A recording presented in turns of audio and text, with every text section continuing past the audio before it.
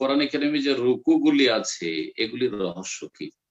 প্রথম কথা, এই বিষয়টি যদি কোরআনের সাথে সম্পর্কিত না হইতো তাহলে এই প্রশ্নে এমন কোনো বিশেষ ফায়দা নেই, কারণ এটি কোনো এমন এই বিষয় নয়, দিনের কোনো হুকুম আহকামের সাথে সম্পর্ক নয়, আকীদার সাথে সম্পর্ক নয়, ইবাদতের সাথে সম্পর্কিত নয়, আর আখলাক চরিত্র হালাল হারামের সাথে সম্পর্কিত নয়।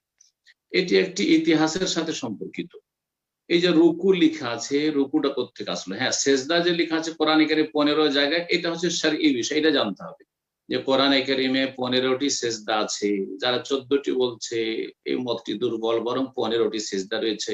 সূরা হজে 2টো সেজদা রয়েছে, দুটোই সুন্নত, সুতরাং টোটাল 15টি সেজদা। এটা হচ্ছে শরঈ বিষয়, ইবাদতগত বিষয়।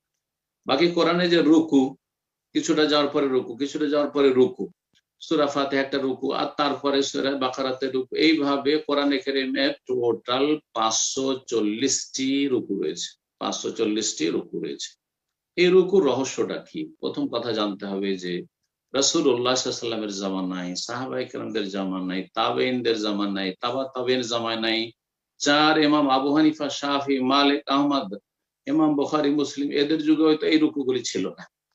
এই রুকুর প্রচলনটা 3য় শতাব্দীর শেষে অথবা চতুর্থ শতাব্দীর প্রথম দিকে, মানে 300 বছর পর, রাসূলুল্লাহ সাল্লাল্লাহু আলাইহি ওয়াসাল্লামের 300 বছর পর এই কোরআনে কারিমে রুকু রাখা হয়েছে, রুকু লেখা হয়েছে। রুকুটা লিখলো কারা এবং কি জন্য লিখলো, রহস্য কি, আর 540 কেন, এই বিষয়টা জানতে হবে। এটা প্রথম শুরু করেছে বুখারা, সামারকান্দ এলাকার লোকেরা। ইমাম বুখারী রাহিমাহুল্লাহর দেশ আজারবাইজান, উজবেকিস্তান, এইসব এলাকার লোকেরা। এক এক যুগে এক এক এলাকায় হাফেজদের সংখ্যা বেশি হতো। একটা যুগ ছিল সারা পৃথিবীতে সবচেয়ে বেশি হাফেজ এবং আলেম হইতো বুখারা এলাকায়। জি, ইমাম বুখারীর মতো সবচেয়ে বড় মুহাদ্দিস বুখারা আপনার উজবেকিস্তানে। জি, ইমাম তিরমিজি আজারবাইজানে, এইভাবে। তো ওই এলাকাটা ছিল হাফেজদের এলাকা, আর হাফেজরা মূলত তারাবি পড়ায় রমজান মাসে। আর ওই এলাকাটা ছিল হানাফি প্রধান এলাকা, আর হানাফিরা সাধারণত 20 রাকাত তারাবি পড়ে।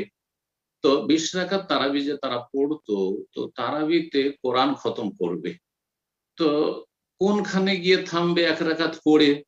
যেখানে থামতো আর রুকুতে যেত, তেলাওয়াত করলো, সূরা ফাতিহা পড়ার পরে তেলাওয়াত করলো এক রুকু, আর তারপর রুকুতে চলে গেল। ওই যে রুকুতে যেত, সেই জন্য ওখানে রুকু লিখে দিল, সেখানে রুকু লিখে দিল, কখনো একটু বেশি, কখনো একটু কম। এইভাবে প্রতি রাকাতে এক রুকু করে পড়তো, প্রতি রাকাতে এক রুকু করে পড়তো। এই যে বুখারার লোকেরা ওই যুগে মানে কোরআন হেফজের ক্ষেত্রে তারা অগ্রণী ভূমিকা পালন করেছে, এর একটা বাস্তব প্রমাণ যদি দেখতে চান, দীর্ঘ সময় ধরে এটা চলে আসছিল।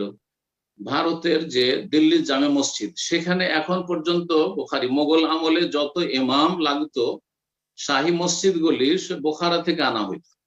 মক্কা মদিনা একসময় বুখারীরা অনেক এসে আছে, বড় বড় হাফেজরা, তারপরে মুয়াজ্জিনরা এইসব দেশে এসে আছে। জি, বুখারীরা যথেষ্ট, বুখারী বাস করে, বুখারী বংশ বাস করে এখন মক্কা মদিনায়, তারা ওখান থেকে হিজরত করে এসে এক সময় ছিল। তারপরে একটা যুগে বাংলাদেশে অনেক হাফেজ, ইন্দোনেশিয়ায় অনেক হাফেজ, তার আগে দেখা যাচ্ছে যে মিশরে অনেক হাফেজের সংখ্যা, সৌদি আরবে এখন সবচেয়ে বেশি হাফেজের সংখ্যা, আলহামদুলিল্লাহ, সবচেয়ে বেশি না হলেও অনেক সংখ্যাই। এবং কোরআন কারীমের খেদমতের ক্ষেত্রে সৌদি আরব এখন সবচেয়ে বড় অগ্রণী ভূমিকায় রয়েছে। তো এক এক সময় এক একটা যুগে আল্লাহ রাব্বুল এক এক এলাকার লোককে দিয়ে দিন ইসলামের খেদমত নিয়েছেন। যাই হোক, এরা মূলত হানাফি ছিল, 20 রাকাত তারাবি পড়তো, আর এক এক রাকাতে এক রুকু করে পড়তো। আর 27 রমজানে গিয়ে ওরা খতম করতো। 27 রমজানটাকে হানাফিরা তো ওইটাকে আসল লাইলাতুল কদর সবে কদর মনে করে, অন্য সবে কদর গুলি তো তাদের কাছে তেমন গুরুত্ব রাখে না, বেজোড় রাত গুলি। তো 27 তারিখে তারা খতম করতো, 29-এ নয়। তো 27-কে 20 দিয়ে গুণ দেন, কত আসবে? 540। 27-কে 20 দিয়ে গুণ দিলে মানে 20 রাকাত প্রতিদিন, আর 27 দিনে গিয়ে খতম হইতো, তাহলে 540 রুকু হয়। সূরা নাসে এসে 540টা রুকু পূরণ হচ্ছে। এইভাবে রুকু গুলি এসেছে। তাহলে রুকু সালাফদের যুগে ছিল না। সুতরাং এটি এমন কোন শরঈ বিষয় নাই। রুকুটা ঠিক ওই রকমই রাখা হয়েছে যেমন কোরআনে কারিমে এক সময় নোক্তা ছিল না, আরবি অক্ষরে নোক্তা দেওয়া হয়েছে। জের জবর পেশ, হ্যাঁ, এসব ছিল না, তাসদীদ ছিল না, সুকুন ছিল না, এমনি আরবরা পড়তে পারতো হরকত ছাড়া। এই হরকত গুলি দেওয়া হয়েছে হাজ্জাজ বিন ইউসুফের আমলে, উমাইয়া শাসকদের আমলে, এইভাবে পরে এগুলি হয়েছে। আল্লাহ তাআলা আলাম।